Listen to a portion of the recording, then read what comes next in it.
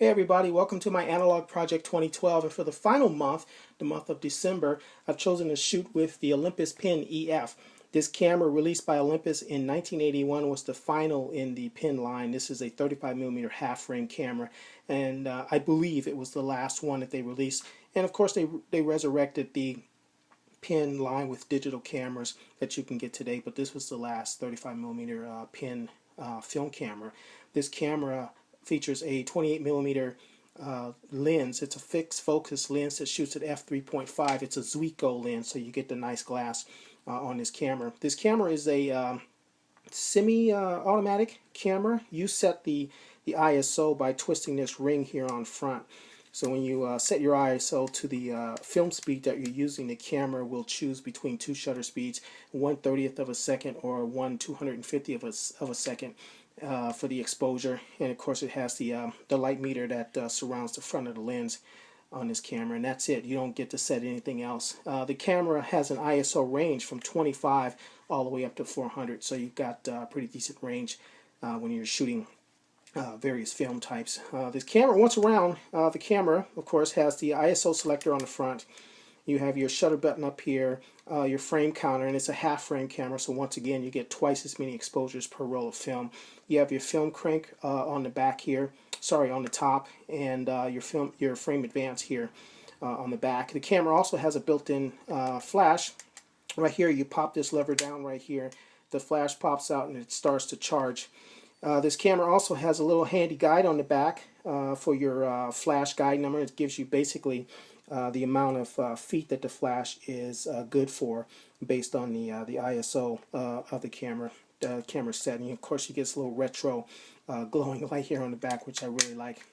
Half frame is one of my favorites to shoot. I don't know, I fell in love with it quite some time ago. Oh, once again, on the bottom, you have the film rewind button here, and a battery well in the tripod socket. And the battery, I think it's a AA battery that drops down in there, so it's pretty handy.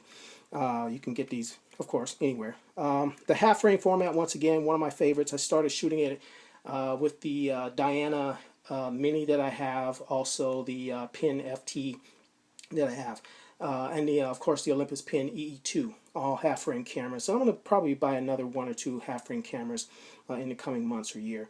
So anyway, this is the Olympus Pen EF, the last in the pen line.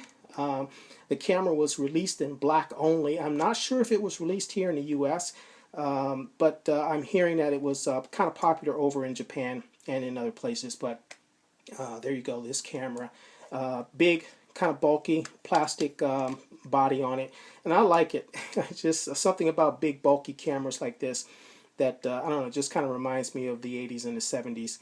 Kind of like your, you know, your Chevy Caprice of cameras, kind of square and bland, but I like it a lot. And it does a very good job. This Zuiko lens produces some pretty decent sharp images. So it's really fun to shoot with. The half frame format. If you haven't shot half frame, you should go out and find yourself a half frame camera and give it a try. It's pretty fun. So there you go, the Olympus Pen EF. For the Analog Project 2012, the month of December, the final month. I'd like to take this moment to thank everyone who's watched the videos that I've produced and all the comments. Keep them coming. I try to answer everything that comes through and get them all approved. If you have any questions about any of my cameras, please feel free to email me through YouTube. The pictures for these that are taken with these cameras can be found on my blog, adventuresinanalog.com, and that's where I've been posting all the photographs. But I'm going to try and integrate more pictures into these videos that I'm shooting. I switched from a PC to a Mac just recently, and I'm using iMovie and a few other applications to help me better do that. I was using a PC, and it wasn't very intuitive when it comes to doing that kind of stuff. So now I'm able to kind of get a little bit more creative with these videos, so look forward to that hopefully next year. I'm not sure what kind of projects I'm going to be doing next year, but expect something. So there you go. Thanks for watching my Analog Project 2012, and we'll see you next year with another round of cameras from my vintage collection. Thanks for watching.